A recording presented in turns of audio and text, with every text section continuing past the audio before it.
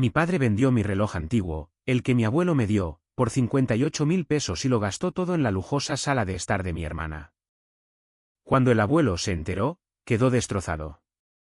Pero luego dijo, ese reloj era. Mis padres se quedaron pálidos. El reloj de mi abuelo había sobrevivido a la batalla de las Ardenas.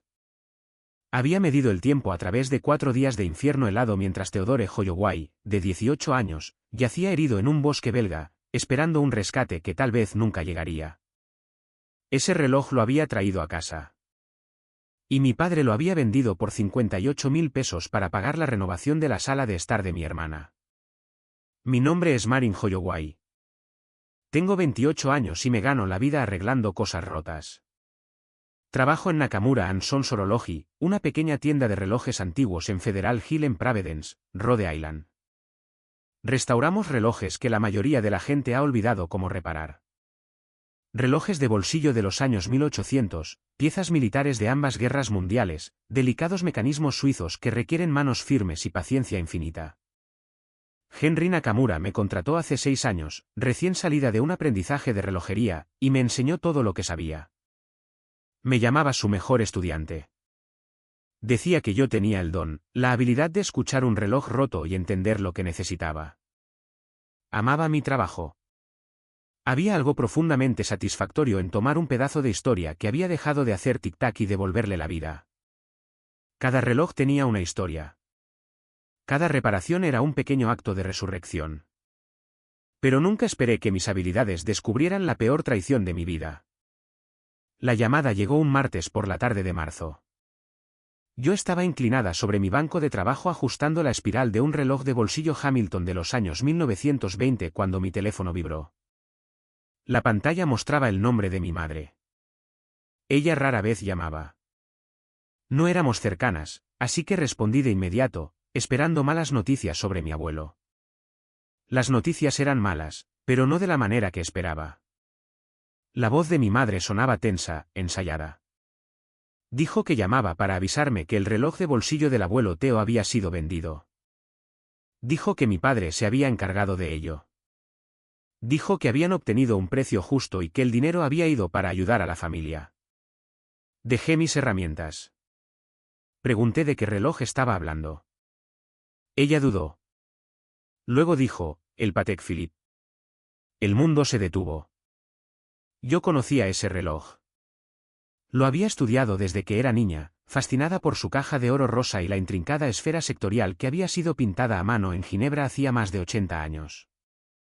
Conocía su historia, como mi bisabuelo se lo había dado a Theo antes de que él partiera hacia Europa en 1944.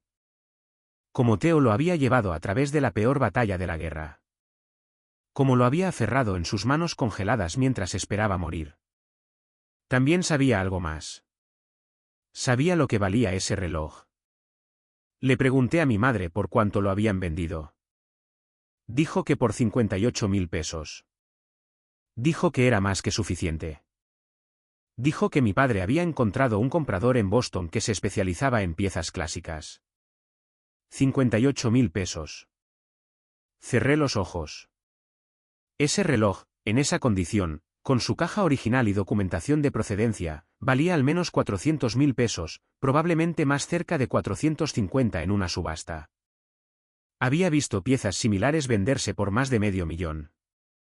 Alguien había cometido un error terrible o un delito deliberado. Le dije a mi madre que tenía que colgar. Le dije que la llamaría de nuevo. Luego tomé mis llaves y conduje hasta Bristol. Mi abuelo vivía solo en la casa donde había criado a su familia y enterrado a su esposa. Era una casa victoriana construida en 1921, 2 años antes de que él naciera, con un porche envolvente y una vista a la bahía de Narragansett. Él ya debería haber estado en una residencia de vivienda asistida. Tenía 93 años, después de todo. Pero Theodore Holloway era terco de la manera en que solo los hombres que habían sobrevivido a las guerras podían serlo. Decía que saldría de su casa con los pies por delante y ni un momento antes. Mi padre había estado presionando durante años para vender la casa. Decía que era demasiado para un anciano solo. Decía que la propiedad valía más de $1.000.000. Decía que mantener a su padre allí solo era irresponsable.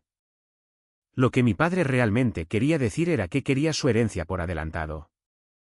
Malcolm Holloway había estado calculando el patrimonio neto de su padre desde que tengo memoria. Encontré al abuelo Theo en su estudio, sentado en la silla de cuero junto a la ventana. Se veía más pequeño que la última vez que lo visité, disminuido. Sus ojos, usualmente agudos con inteligencia y humor seco, estaban nublados con algo que nunca antes había visto en él. ¿Derrota? Me contó lo que pasó. Hace 3 meses, mi padre había ido a visitarlo. Esto era inusual. Malcolm rara vez lo visitaba solo, y cuando venía con mi madre, sus viajes eran breves y transaccionales. Pero Malcolm había sido amigable ese día, atento. Dijo que había estado pensando en el reloj, en lo valioso que era, en cómo Theo realmente debería tenerlo asegurado y tasado adecuadamente. Dijo que conocía a un especialista en Boston. Dijo que podía llevar el reloj allí, hacer que lo evaluaran, asegurarse de que todo estuviera documentado correctamente. Theo había dudado. No le gustaba perder el reloj de vista. Pero este era su hijo, su propia sangre. Malcolm dijo que era para la protección de Theo. Dijo que era lo responsable que hacer.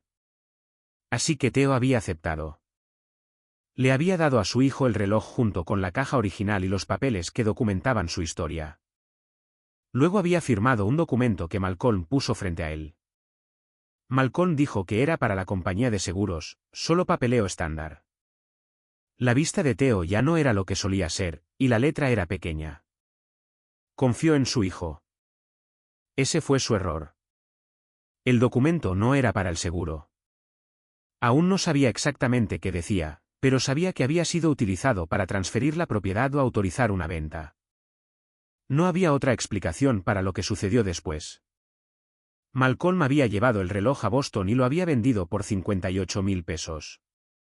El comprador era un comerciante que se especializaba en relojes clásicos, alguien que ciertamente conocía el verdadero valor del reloj, pero que estaba dispuesto a pagar una fracción de este. Cuando Theo preguntó por el reloj unas semanas después, Malcolm dijo que la tasación estaba tomando más tiempo de lo esperado. Cuando Theo preguntó de nuevo, Malcolm dijo que había habido complicaciones con la documentación. Cuando Theo preguntó por tercera vez, Malcolm finalmente admitió lo que había hecho. El reloj estaba vendido. El dinero estaba gastado. Y no había nada que Theo pudiera hacer al respecto. Las manos de mi abuelo temblaban mientras me contaba esto. No por la edad o la enfermedad, sino por el dolor, por la traición. Ese reloj era la cosa más preciada que poseía. No por su valor monetario. A él nunca le había importado mucho el dinero, sino por lo que representaba. El amor de su padre, su supervivencia, la promesa que se había hecho a sí mismo en ese bosque belga helado cuando tenía 18 años y estaba seguro de que iba a morir. Él había querido darme ese reloj a mí. Pregunté a dónde había ido el dinero. La mandíbula de Theo se tensó. Dijo que Malcolm le había dicho que era para gastos familiares, para ayudar a Cecily y a Graham con su casa. Mi hermana Cecily, 3 años mayor que yo, la niña de oro que no podía hacer nada malo. Pregunté qué tipo de ayuda. Theo dijo que no conocía los detalles. Solo sabía que el dinero ya no estaba, que su reloj ya no estaba y que su propio hijo le había robado. Mantuve la calma. Tenía que hacerlo. Le pregunté al abuelo Theo si tenía alguna documentación sobre el reloj, algún registro de propiedad, tasaciones, cualquier cosa que probara que era su propiedad. Dijo que sí. Todo estaba en su caja de seguridad en el banco. Lo había puesto allí hace años después de que mi abuela muriera para asegurarse de que no le pasara nada a los papeles importantes. Pregunté si mi padre tenía acceso a esa caja. El rostro de Theo se oscureció. Dijo que no. La caja estaba solo a su nombre. Nunca había agregado a nadie más. Ni siquiera a Malcolm. Eso significaba que cualquier cosa que mi padre hubiera usado para vender el reloj no era la documentación original. No podía serlo. Le dije a mi abuelo que buscara su abrigo. Íbamos al banco. La caja de seguridad en Bristol Savings contenía 6 décadas de recuerdos cuidadosamente preservados. el certificado de defunción de mi abuela, su licencia de matrimonio de 1951, escrituras, pólizas de seguro, registros militares y, en el fondo de la pila, un sobre de papel manila etiquetado como reliquia familiar Patek Philippe. Lo abrí con manos firmes. Una relojera aprende a tener paciencia. Adentro estaba el certificado de autenticidad original de Patek Philippe, fechado en 1941. Había una carta escrita a mano por mi bisabuelo, redactada la noche antes de que Theo se embarcara, explicando que le daba a su hijo el reloj como un talismán. Había registros de servicio del taller de Ginebra de Patek Philippe que documentaban el mantenimiento en 1952, 1971 y 1998. Y había un documento más, uno que hizo que mi corazón se detuviera. Era una escritura de donación notariada fechada exactamente hacía 10 años, en mi 18º cumpleaños. El documento establecía que Theodore Holloway transfería la propiedad legal total del Patek Philippe Calatrava de 1941, referencia 96, número de serie 835.291, a su nieta, Marin Elizabeth Holloway. La transferencia era irrevocable. Entraba en vigor inmediatamente después de la firma. Yo había sido la dueña de ese reloj durante una década. Nunca lo había sabido. Miré a mi abuelo. Las lágrimas corrían por sus mejillas curtidas. Dijo que había querido dármelo ese día, en mi cumpleaños, pero no había sentido que fuera el momento adecuado. Yo me iba a la universidad. No tenía un lugar seguro para guardar algo tan valioso. Quería esperar hasta que yo estuviera establecida, hasta que tuviera mi propio hogar, hasta que pudiera apreciar verdaderamente lo que significaba el reloj. Pero había hecho la transferencia legal solo para estar seguro, por si le pasaba algo antes de que pudiera ponerlo en mis manos él mismo. Dijo que había estado esperando el momento adecuado. Dijo que lo sentía. Sostuve su mano y le dije que no tenía de qué disculparse. Mi padre era quien debía disculpas. Mi padre era quien había cometido un delito. Malcolm no solo le había robado a su propio padre. Me había robado a mí. Conduje de regreso a Providence esa noche con copias de cada documento de la caja de seguridad. Mi mente estaba procesando las implicaciones. El reloj había sido legalmente mío durante 10 años. Mi padre lo había vendido sin mi conocimiento ni consentimiento. El documento que le había hecho firmar a Theo había sido falsificado o se había obtenido mediante fraude. De cualquier manera, no tenía valor. Esto no era solo un drama familiar. Esto era robo, abuso de ancianos, fraude de documentos y posiblemente fraude electrónico si la venta había cruzado las fronteras estatales electrónicamente. Pero antes de ir a la policía, necesitaba entender la imagen completa. Necesitaba descubrir quién había comprado el reloj, qué documento había usado mi padre y exactamente a dónde había ido el dinero. Necesitaba evidencia que no pudiera ser negada ni explicada. A la mañana siguiente, comencé mi investigación. Henry me dio tiempo libre y acceso a los recursos de la tienda. Teníamos bases de datos de resultados de subastas, redes de distribuidores y contactos en toda la comunidad de relojes antiguos. Pasé horas haciendo llamadas, enviando correos electrónicos y contactando a cualquiera que pudiera saber sobre un Patek Philippe de 1941 que había aparecido recientemente en Boston. Para la tarde, tenía un nombre. Whitfield & Associates, un distribuidor de relojes de alta gama en Back Bay, conocido por adquirir piezas valiosas a través de ventas de patrimonio y transacciones privadas. Tenían la reputación de encontrar inventario infravalorado, lo cual era una forma educada de decir que explotaban a vendedores que no entendían lo que tenían. Los llamé. Dije que era una relojera investigando la procedencia de un Patek Philippe Calatrava de 1941 que creía que habían adquirido recientemente. Dije que tenía preocupaciones sobre la legitimidad de la transacción. El hombre al teléfono se quedó muy callado. Luego dijo que tendría que consultar con sus socios y devolverme la llamada. Le di mi número y colgué. Mis manos temblaban, no de miedo, sino de ira. Esa noche, descubrí algo peor. Estaba organizando los documentos de la caja de seguridad de Theo cuando decidí mirar más de cerca sus estados de cuenta bancarios recientes. Me había dado acceso limitado a sus cuentas años atrás después de que un derrame cerebral leve lo asustara para poner sus finanzas en orden. El nombre de la abogada era Vera Castillo. Ella trabajaba en una pequeña oficina en el centro de Providence, especializándose en derecho de ancianos y casos de explotación financiera. La encontré a través de Henry, quien había utilizado sus servicios años atrás cuando la familia de un cliente intentó vender una valiosa colección sin la autorización adecuada. Me senté frente a su escritorio el miércoles por la mañana, 3 días después de descubrir lo que había hecho mi padre. Entre nosotras yacía una carpeta que contenía cada pieza de evidencia que había reunido, la escritura de donación, los estados de cuenta bancarios, las capturas de pantalla de la renovación de Cecily y una línea de tiempo detallada del robo. Vera tenía poco más de 50 años, con ojos agudos y gafas de lectura apoyadas en su nariz.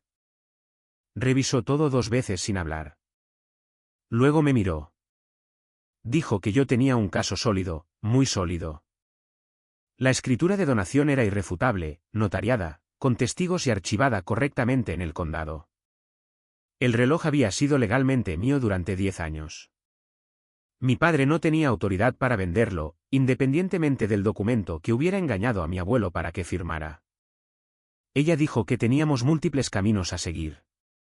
La recuperación civil del reloj o su valor total, cargos penales por robo, fraude y abuso de ancianos, y potencialmente cargos federales si la transacción involucraba transferencias electrónicas interestatales. Me preguntó qué resultado quería.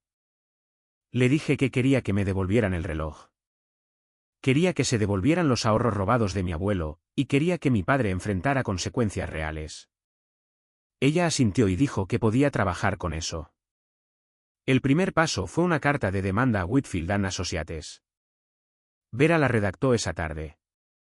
La carta establecía que el Patek Philippe Calatrava de 1941, número de serie 835291, era mi propiedad legal.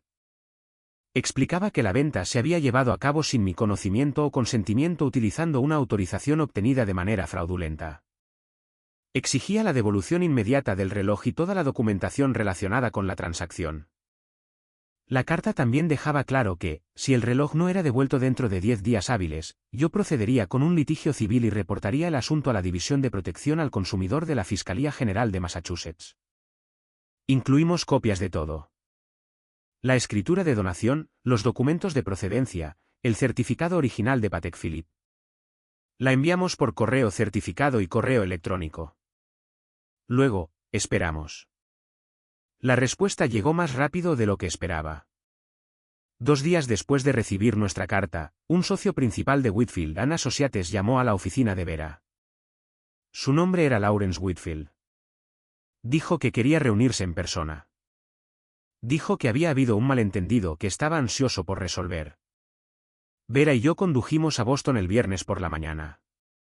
Las oficinas de Whitfield ocupaban el segundo piso de una casa de piedra rojiza renovada en Back Bay.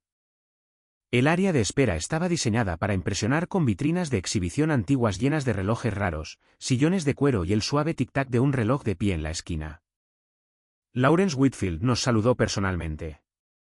Estaba en sus 60 años, con cabello plateado, vestido con un traje que costaba más que mi renta mensual. Su apretón de manos era firme y su sonrisa era ensayada. Nos condujo a una sala de conferencias con vistas a la calle Newbury. Luego, cerró la puerta. Comenzó con disculpas. Dijo que no tenía idea de que el reloj fuera propiedad robada. Dijo que Malcolm Holloway se había presentado como el propietario legítimo, actuando en nombre de su anciano padre. Dijo que Malcolm había proporcionado documentación que parecía auténtica, una autorización firmada, papeles de procedencia, todo en orden. Pedí ver esos documentos. Whitfield dudó por un momento. Luego, abrió un portafolio de cuero y deslizó 3 páginas sobre la mesa pulida. El primero era un poder notarial supuestamente firmado por mi abuelo, dándole a Malcolm autoridad para vender el reloj en su nombre. La firma se parecía a la letra de Theo, pero era demasiado perfecta, demasiado uniforme, al igual que los cheques falsificados. El segundo era una factura de venta que documentaba la transferencia del reloj a Whitfield & Associates por 58.000 pesos. El tercero era una carta mecanografiada en lo que parecía ser el papel con membrete personal de Theodore Holloway. Explicaba que el propietario estaba vendiendo el reloj debido a gastos médicos y había autorizado a su hijo para manejar la transacción. Leí esa carta 2 veces. Mi abuelo nunca escribiría algo así. El lenguaje también era incorrecto, poco natural. Sonaba como alguien fingiendo ser un anciano, no como un anciano real escribiendo. Mi padre había falsificado todo. Vera presentó nuestra evidencia con calma y de manera exhaustiva. Le mostró a Whitfield la escritura de donación notariada y fechada 10 años antes de la venta. Le mostró los documentos originales de procedencia de la caja de seguridad de mi abuelo. Le mostró los registros de servicio de Patek Philippe que trazaban una cadena ininterrumpida de propiedad. Explicó que Whitfield and Associates tenía dos opciones: devolver el reloj inmediatamente y cooperar plenamente con nuestra investigación o enfrentar una demanda por tráfico de propiedad robada, junto con quejas a la Fiscalía General de Massachusetts y a todas las juntas de licencia relevantes. Whitfield se había puesto pálido. Dijo que entendía la situación. Dijo que quería resolver esto de manera amistosa. Dijo que el reloj todavía estaba en su inventario. Habían planeado consignarlo a una subasta importante, pero aún no habían finalizado el papeleo. Salió de la habitación y regresó 10 minutos después llevando una caja de presentación de caoba. La dejó sobre la mesa y abrió la tapa. Allí, descansando sobre terciopelo azul oscuro, estaba el reloj de mi abuelo. No lo toqué de inmediato. Vera le pidió a Whitfield los registros completos de todas las comunicaciones con Malcolm Holloway. Cada correo electrónico, cada mensaje de texto, cada registro telefónico, todo lo relacionado con la transacción. Whitfield accedió sin dudarlo. Dijo que haría que su asistente recopilara los archivos y los enviara al final del día. Dijo que quería dejar absolutamente claro que su firma había actuado de buena fe. Lo miré fijamente. Le dije que su firma se especializaba en encontrar piezas infravaloradas. Le dije que había pagado 58.000 pesos por un reloj que valía casi $500.000. Le dije que, en el mejor de los casos, había explotado a alguien que él creía que era un vendedor ignorante. En el peor de los casos, había participado conscientemente en un robo. Whitfield no dijo nada. Su sonrisa ensayada había desaparecido. Vera dijo que decidiríamos si presentar reclamos adicionales después de revisar la documentación. Mientras tanto, esperaba su total cooperación. Él asintió rápidamente. Nos fuimos con el reloj. No abrí la caja hasta que estuvimos de regreso en la oficina de Vera con la puerta cerrada. Luego levanté la tapa y miré lo que mi abuelo había llevado durante la peor batalla de la Segunda Guerra Mundial. La caja de oro rosa atrapó la luz de la tarde. La esfera sectorial pintada a mano en Ginebra hacía 84 años estaba inmaculada. Segmentos color crema y plata irradiaban hacia afuera como rayos de sol. Las manecillas se habían oscurecido con la edad, pero aún se movían con perfecta precisión. Le di la vuelta cuidadosamente. En la parte posterior de la caja, grabado con una escritura elegante, para Theodore. Que el tiempo siempre te traiga a casa. Padre, 1944. Lo sostuve en mi palma y sentí su peso, su historia, su significado. Este reloj había sobrevivido 4 días en un bosque belga helado. Había sobrevivido 80 años siendo atesorado y protegido. Casi se había perdido para siempre para que mi hermana pudiera tener una chimenea de mármol. Pero ahora estaba a salvo. Estaba en casa. Los documentos de Whitfield llegaron esa noche. Vera y yo los revisamos juntas a la mañana siguiente. Había cadenas de correos electrónicos que abarcaban varios meses, mensajes de texto, registros telefónicos y copias escaneadas de todo el papeleo fraudulento que Malcolm había proporcionado. Las comunicaciones contaban una historia condenatoria.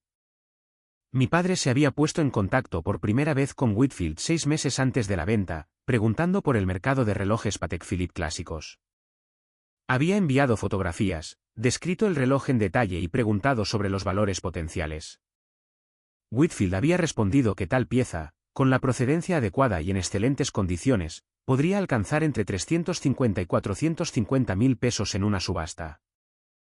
Mi padre había respondido que no estaba interesado en una subasta.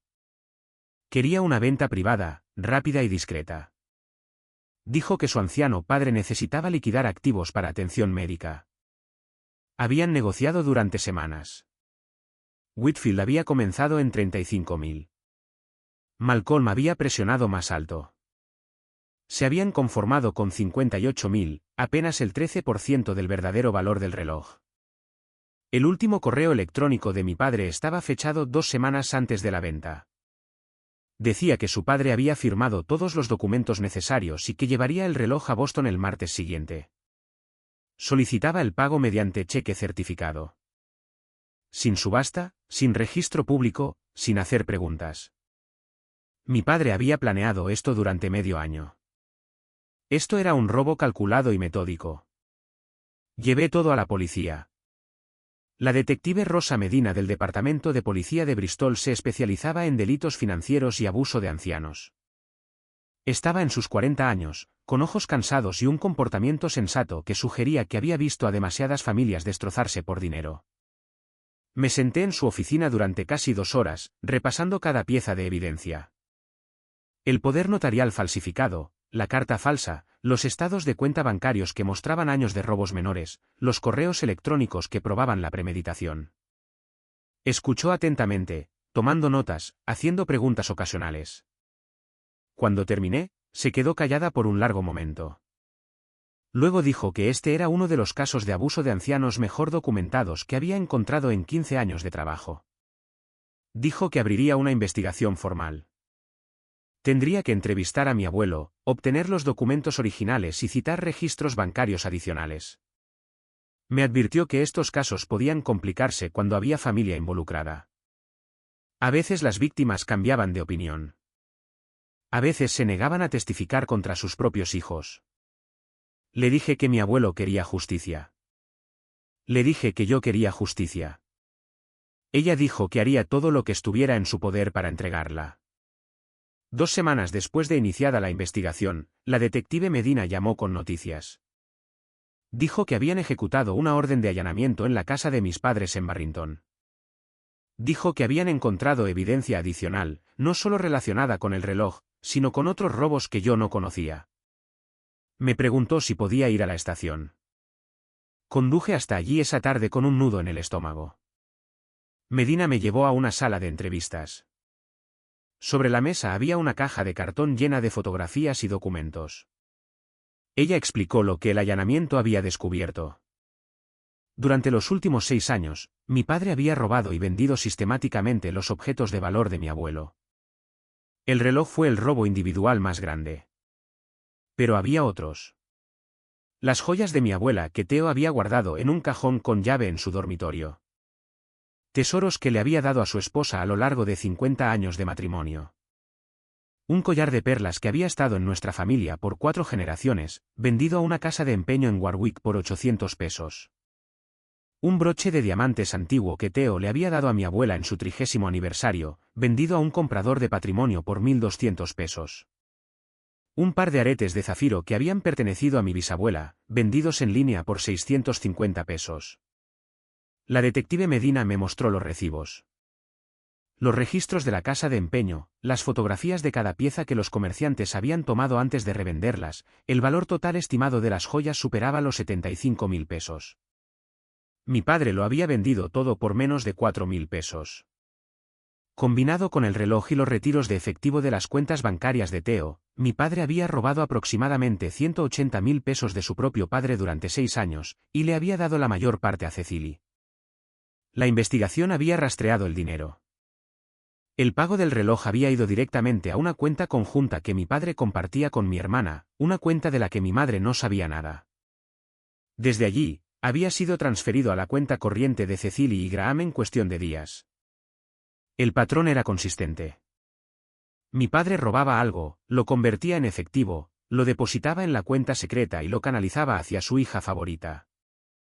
La renovación de Cecily. Las vacaciones de Cecily, el estilo de vida de Cecily, todo financiado por el robo sistemático a un veterano de guerra de 93 años. Le pregunté a la detective Medina sobre la participación de mi hermana. Dijo que eso todavía se estaba investigando. Era posible que Cecily no supiera de dónde venía el dinero. También era posible que supiera exactamente de dónde venía y no le importara.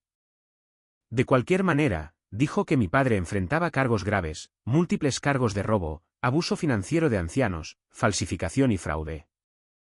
Si era declarado culpable de todos los cargos, podría enfrentar un tiempo significativo en prisión.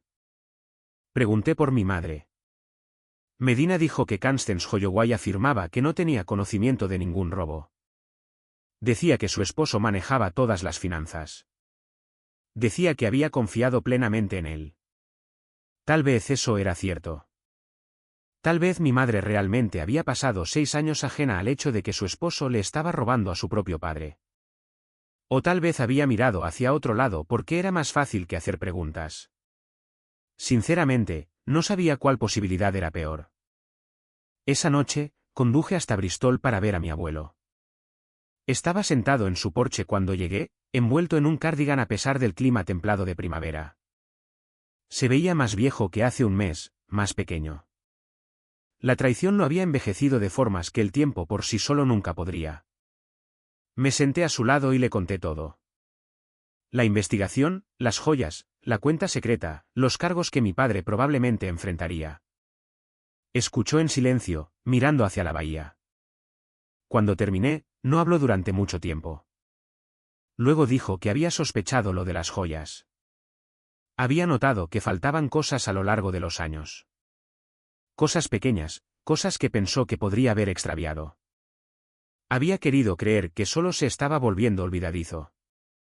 Había querido creer que su hijo nunca le robaría. Dijo que había sido un tonto. Tomé su mano y le dije que no era un tonto. Era un padre que amaba a su hijo. Había hecho lo que haría cualquier padre. Había confiado. El tonto era Malcolm. El tonto era el hombre que había traicionado esa confianza por dinero. Metí la mano en mi bolso y saqué la caja de caoba. La dejé en la pequeña mesa entre nosotros y abrí la tapa. Mi abuelo contuvo el aliento. Extendió la mano con dedos temblorosos y levantó el reloj de su lecho de terciopelo. Lo sostuvo hacia la luz del sol que se desvanecía, girándolo lentamente, examinando cada detalle como si lo viera por primera vez. Las lágrimas rodaron por sus mejillas curtidas. Dijo que nunca pensó que lo volvería a sostener. Dijo que había llorado por él como había llorado por mi abuela. Le dije que el reloj era mío ahora. Legalmente, me lo había dado hace 10 años. Pero yo quería que él lo conservara, que lo sostuviera, que lo tuviera con él mientras viviera. Negó con la cabeza. Dijo que no. Dijo que el reloj era mío ahora, verdaderamente mío, y que yo debía mantenerlo a salvo. Dijo que lo había llevado el tiempo suficiente. Era el momento de que la siguiente generación lo llevara adelante. Cerró mis dedos alrededor de la fría caja de metal. Dijo que su padre le había dado este reloj para que el tiempo lo trajera a casa. Y lo había hecho. A través de la guerra, a través de 80 años de vida, a través de esta traición final, el reloj lo había traído a casa. Ahora haría lo mismo por mí. El arresto ocurrió un martes por la mañana en mayo. 2 oficiales uniformados llegaron a la casa de mis padres en Barrington mientras mi padre desayunaba. Le leyeron sus derechos, lo esposaron en la cocina donde mi madre se quedó congelada junto a la estufa, y lo llevaron a una patrulla que esperaba. Los vecinos miraban desde sus porches. Los Holloway habían vivido en esa calle durante 22 años. Todos los conocían como una familia respetable. Ahora, todos sabían algo más. Malcolm Holloway fue acusado de 12 cargos de robo, 4 cargos de abuso financiero de ancianos, 3 cargos de falsificación y 2 cargos de fraude. El fiscal presentó el caso metódicamente. 6 años de robo sistemático, casi 180.000 pesos robados a un veterano de guerra de 93 años, documentos falsificados, una cuenta bancaria secreta, un plan calculado para robar a su propio padre mientras fingía ser un hijo devoto. El abogado de mi padre intentó negociar. Argumentó que Malcolm no tenía antecedentes penales. Argumentó que el dinero había ido a la familia, no a extraños. Argumentó que el tiempo en prisión era excesivo para lo que era esencialmente una disputa doméstica. La jueza no estuvo de acuerdo. Dijo que el abuso financiero de ancianos era uno de los delitos más insidiosos que veía en su sala del tribunal. Dijo que la traición de la confianza lo hacía peor, no mejor. Dijo que un hombre que le robaría a su propio padre, un hombre que había sobrevivido a una guerra, que había trabajado toda su vida, que le había confiado todo a su hijo, no merecía clemencia. Malcolm Holloway fue sentenciado a 3 años en la prisión estatal seguidos de 5 años de libertad condicional supervisada. También se le exigiría pagar una restitución total. Mi madre no fue acusada. La investigación no encontró evidencia de que Constance hubiera participado directamente en el robo. Afirmó que había confiado plenamente en su esposo. Afirmó que no tenía idea de dónde había salido el dinero para la renovación de Cecily. Tal vez eso era cierto. Tal vez había pasado 6 años evitando deliberadamente hacer preguntas. De cualquier manera, lo perdió todo. La orden de restitución los obligó a liquidar sus activos. Vendieron la casa en Barrington. Vaciaron sus cuentas de jubilación.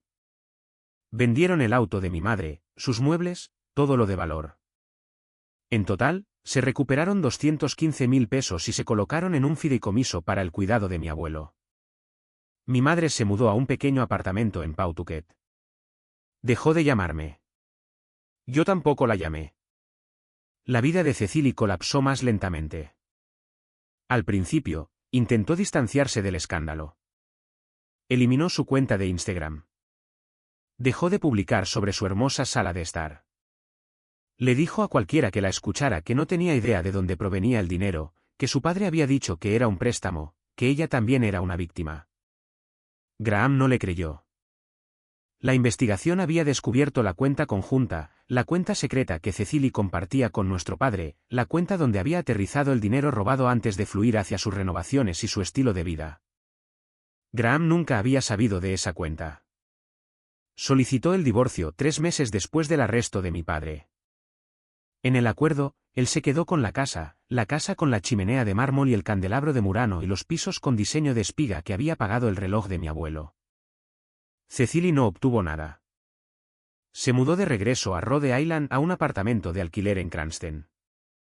La última vez que supe de ella, estaba trabajando en una tienda de muebles, vendiendo el tipo de piezas que solía comprar sin mirar las etiquetas de precio.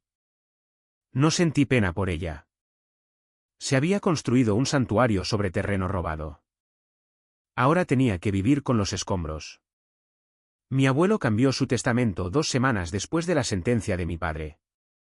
El nuevo documento era simple. A Malcolm Holloway, su hijo, le dejó un peso. A Cecily Holloway Brent, su nieta, le dejó las fotografías familiares y nada más. A Constance Holloway, su nuera, le dejó su perdón, pero ninguna herencia. Todo lo demás, la casa en Bristol, sus ahorros, sus inversiones, sus posesiones restantes, fue para mí. Cuando le pregunté si estaba seguro, dijo que nunca había estado más seguro de nada. Dijo, yo era la única que lo había tratado como a una persona en lugar de un cajero automático. Yo era la única que había luchado por él. Yo era la única que merecía llevar a la familia adelante. El abuelo Theo falleció 8 meses después. Murió mientras dormía en la casa donde había vivido durante 70 años. El médico dijo que su corazón simplemente se detuvo. Creo que se había aferrado el tiempo suficiente para ver que se hiciera justicia. Estuve con él la noche anterior. Nos sentamos en el porche viendo la puesta de sol sobre la bahía de Narragansett. Me contó historias sobre la guerra, sobre mi abuela, sobre el día en que su padre le dio el reloj. Dijo que estaba listo. Dijo que había vivido una buena vida. Dijo que su único arrepentimiento era que su hijo hubiera resultado de la manera en que lo hizo. Sostuve su mano y le dije que no era su culpa. Algunas personas simplemente tenían agujeros dentro de ellas que ninguna cantidad de amor podía llenar. Él sonrió y dijo, yo era sabia para ser alguien tan joven. Luego se fue a la cama y no despertó. El funeral fue pequeño.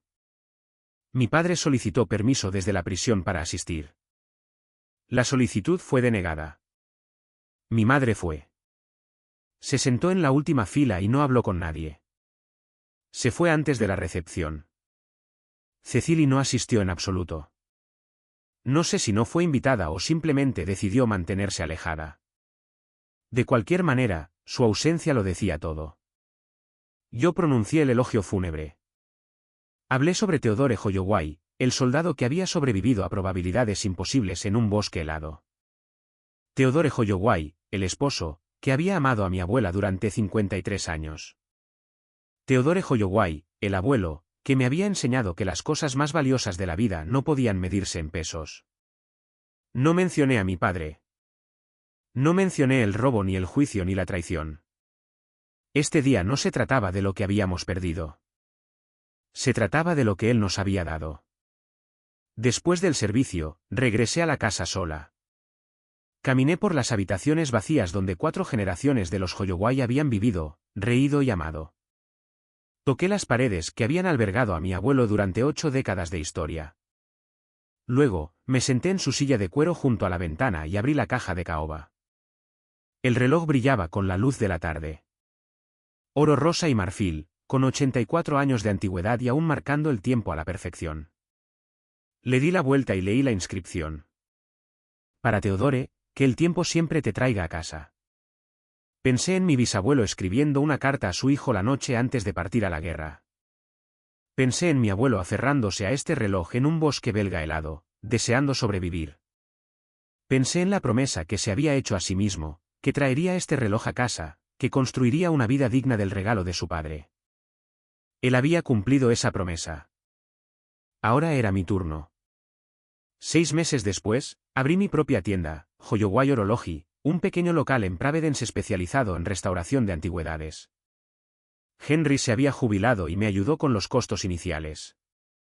Contraté a una aprendiz, una joven que me recordaba a mí misma a esa edad, tranquila, paciente, fascinada por la mecánica del tiempo.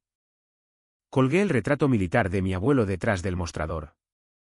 Debajo de él, en una vitrina de exhibición personalizada, coloqué el Patek Philippe. No estaba a la venta. Nunca estaría a la venta. Los clientes a veces preguntaban por él.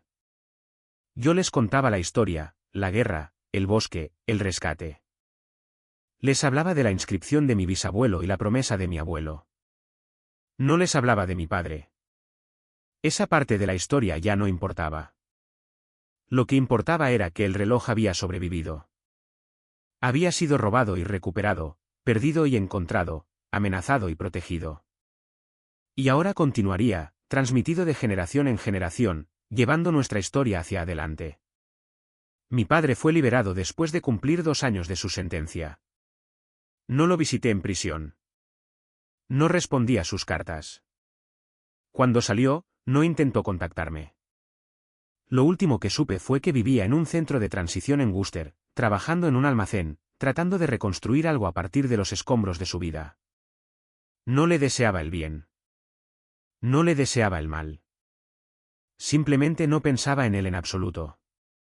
Él había tomado sus decisiones. Él había enfrentado las consecuencias. Lo que viniera después era su carga de llevar, no la mía. A veces, a altas horas de la noche, saco el reloj y lo sostengo. Escucho el suave tic-tac, el mismo ritmo que mi abuelo escuchó en ese bosque helado hace 80 años. Siento su peso en mi palma, el metal frío calentándose contra mi piel. Pienso en el tiempo. Cómo avanza sin importar lo que hagamos. Cómo cura algunas heridas y profundiza otras.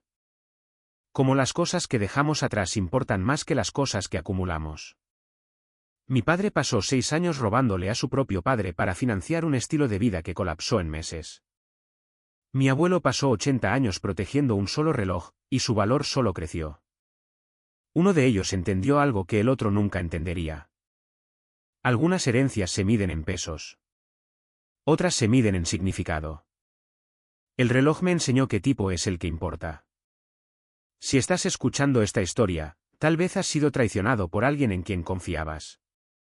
Tal vez has descubierto que la familia no siempre significa amor. Tal vez te estés preguntando si la justicia es siquiera posible cuando las personas que te lastimaron son las que se suponía que debían protegerte.